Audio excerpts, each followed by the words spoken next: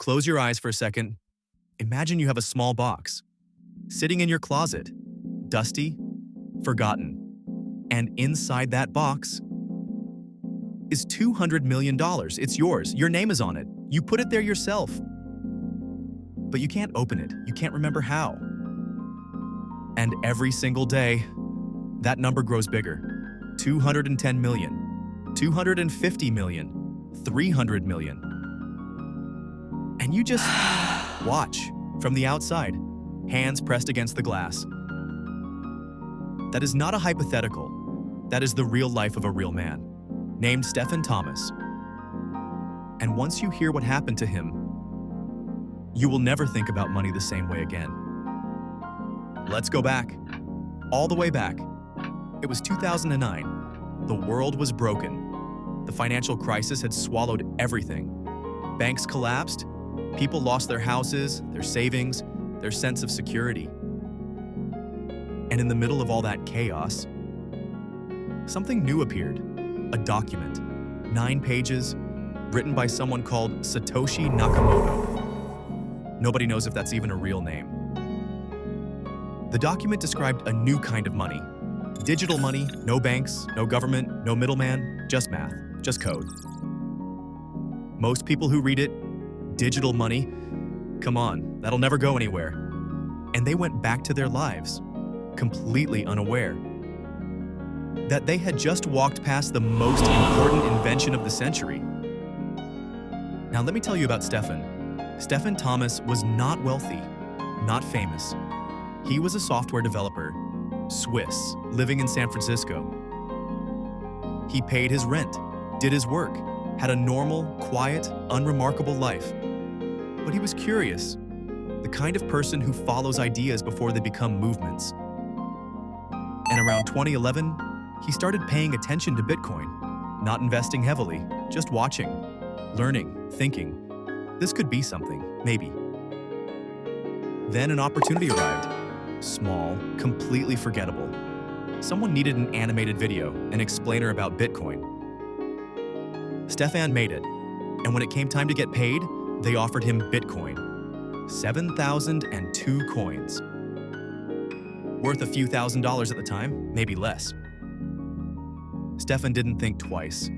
He said sure, took the payment, stored the coins on a small encrypted USB drive, a device called an iron key, about the size of your thumb, black, solid. He set a password, put the drive somewhere, and went back to his life. That was the moment. No awareness, no voice saying, "Write this down. This matters more than you know." Just a freelance payment, in currency nobody believed in, and life moved on. Months passed. Bitcoin moved up a little, down a little, made noise in corners of the internet most people never visited. Stefan had other things to think about. The iron key sat somewhere in his apartment. Not forgotten exactly, just not thought about, because there was nothing to think about yet. And then 2013 came. Bitcoin started making a different kind of noise, the kind that gets on the front page, the kind that makes your parents call and ask, "Have you heard about this Bitcoin thing?" The price hit $100, then $500, then by the end of the year, $1,000 per coin. Stefan stopped, felt something shift inside him, did the math? Slowly. 7,000 coins times $1,000, $7 million. He read it again. $7 million in a drawer somewhere, on a drive the size of his thumb. He found the iron key, plugged it in, watched the password prompt appear. Typed what he thought was the password. Wrong. Tried a variation. Wrong. Thought harder. Tried another. Wrong.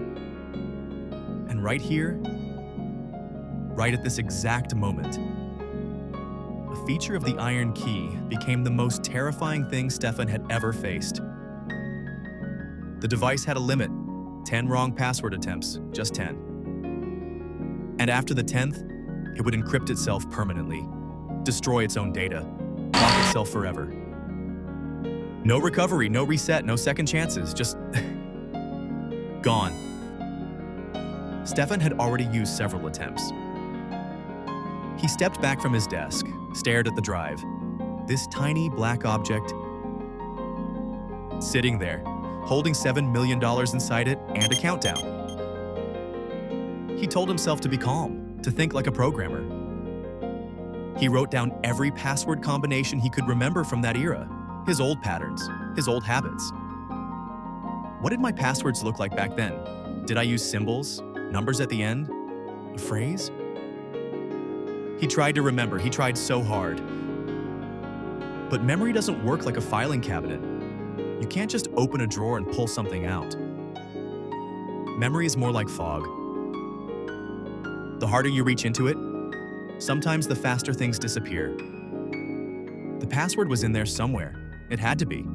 He said it himself. But the version of him that said it in 2011 felt like a completely different person.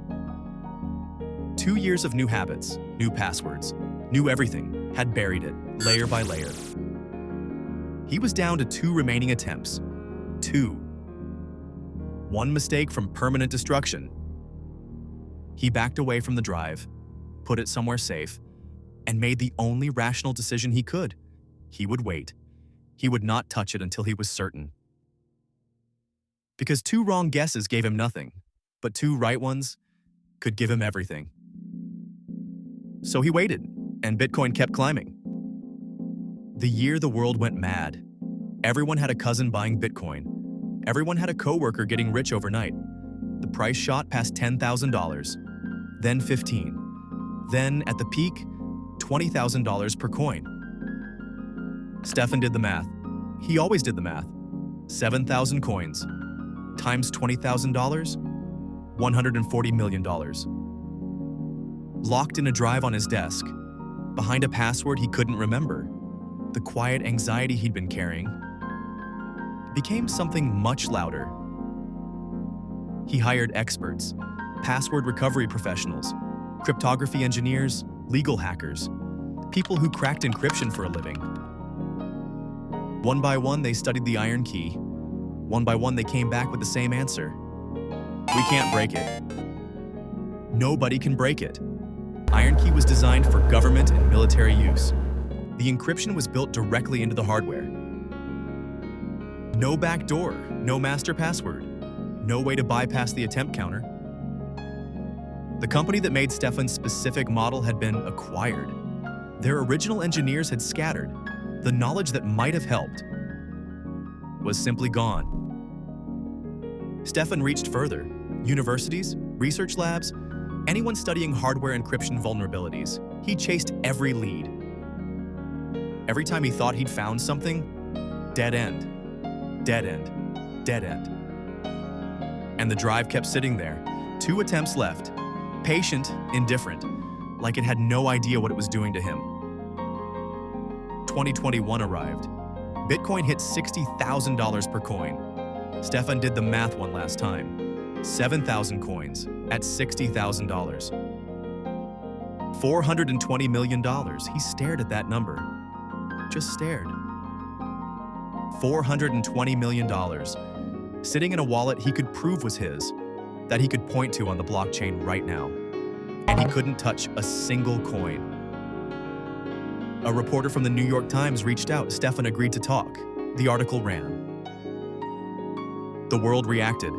Millions read it, shared it, argued about it. And many of those people said the same thing. How could he be so careless? Why didn't he write it down? Who forgets something that important? And those people were missing the entire point. In 2011, there was nothing important to write down. There was no $140 million. There was no $400 million. There was a freelance payment in digital coins that most of the world thought was a joke. You don't put a coffee shop receipt in a fireproof safe. You don't memorize a lottery ticket you bought for fun. Because at the time, it doesn't feel like it matters. Stefan is not a careless person. He's a programmer. He thinks in systems. He used an encrypted drive because he was being responsible. He set a password because security mattered to him. He did everything right. Given what he knew at the time, and what he knew at the time was not enough. None of us knew enough. That is the unbearable truth inside this story. This wasn't about intelligence. It wasn't about carelessness. It was about the gap between who we are now and who we were then, between what we know now and what we simply could not have known.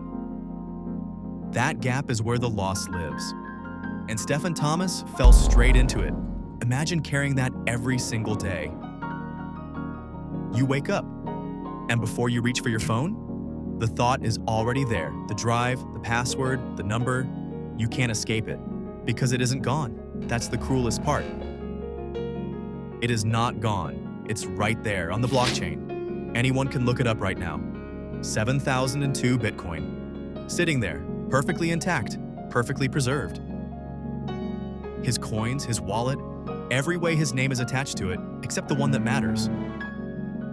He talked about waking up at 3 in the morning, heart pounding, with a new idea, a combination he hadn't tried.